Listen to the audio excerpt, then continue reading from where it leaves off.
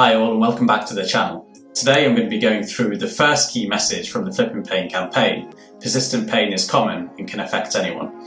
Now if you remember back to one of my previous videos, I've recently been on the Flippin Pain outreach tour which took place in Lincolnshire in September.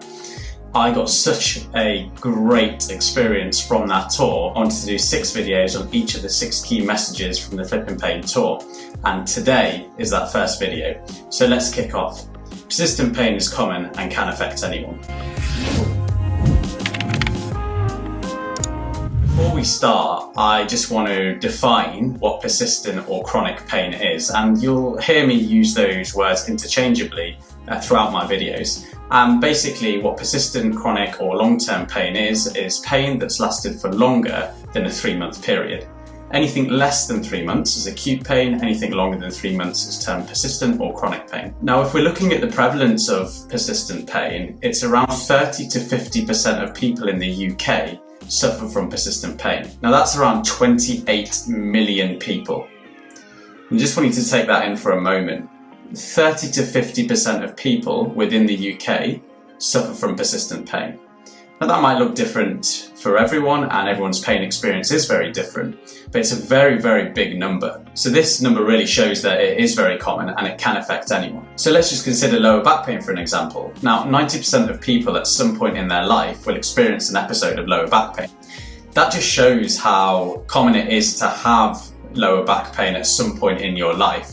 Just like a cold or a flu, we all get those, but just like a cold or a flu, lower back pain often is harmless. Common, yes, but very harmless. Of course, pain is invisible and it's not always possible to tell when somebody else is in pain. So when we're looking around us and we're looking at people that we're coming into contact regularly, whether that's friends, family, or people you meet in the supermarket, just by looking at someone, you can't tell a lot of the time that they're in pain.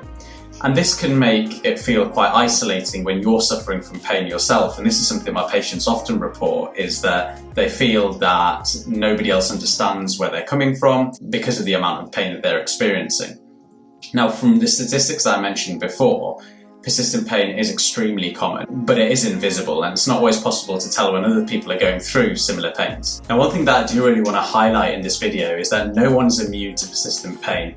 Persistent pain affects people of all ages, genders, ethnicities and backgrounds, and people with different lifestyles as well. However, there are some lifestyle factors that can increase the risk of developing persistent pain, such as smoking, poor diet, and stress. And there are factors that can also reduce that risk of developing persistent pain, such as physical activity, the ability to manage stress, and also engaging in your meaningful activities as well. Now, that's not to say that everyone who is active won't develop persistent pain, but it does significantly reduce the risk. Now, I've talked about this before on previous videos, and you can check out those previous videos by taking a look at my pain management playlist on my channel.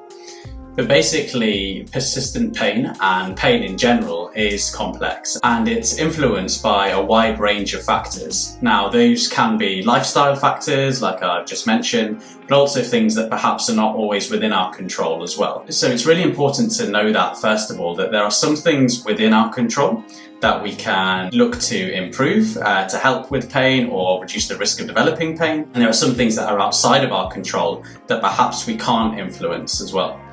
And knowing that is really, really important. Now, what I'm aiming to do on this channel is to help people develop strategies to manage their lifestyle, to improve their health, but also to develop non-medication strategies to manage their pain.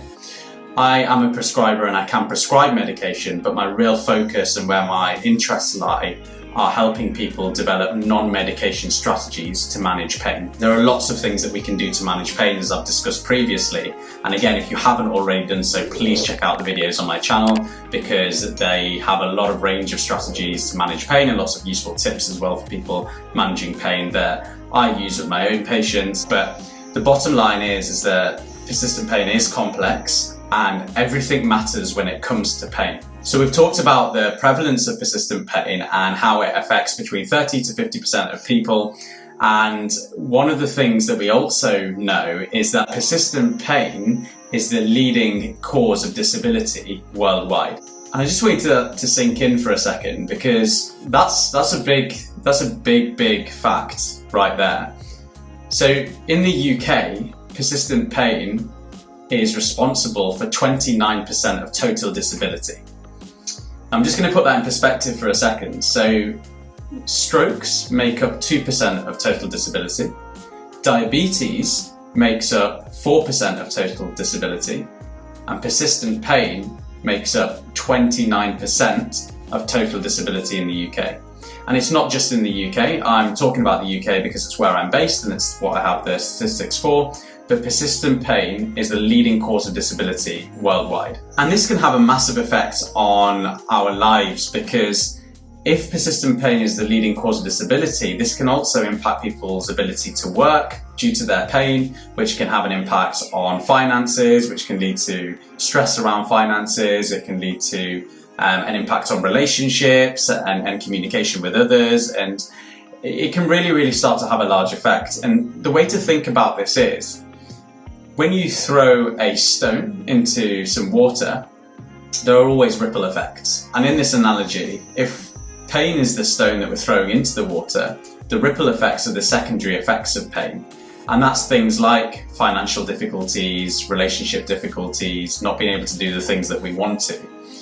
And this is the effect that pain has, and especially when it causes disability as well. So as I mentioned previously, it's very common for people living with persistent pain to feel isolated and feel that they're the only ones going through something like their pain and that nobody understands. And this is something that patients often report to me, and it's completely understandable, because pain can have a significant effect on lives, as we've mentioned. However, when we're going back to the statistics that I mentioned at the beginning of this video, if you're in the UK and you're living with persistent pain, you make up one of the 28 million people who do experience persistent pain. So you are not alone. If you live outside of the UK, you are one of the 30 to 50% of the population that does struggle with persistent pain. So the key message here is, persistent pain is common and it can affect anyone. And you are not alone if you live with persistent pain.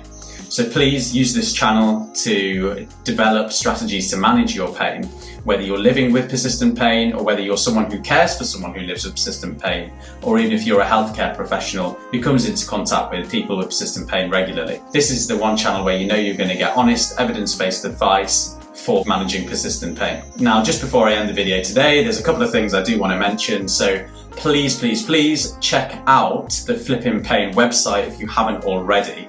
That's flippinpain.co.uk. Flipping without the G, so flippinpain.co.uk. There's so many resources on there, and there's free webinar recordings on there as well. So it's an absolute goldmine for resources for learning about and managing persistent pain, so be sure to check that out.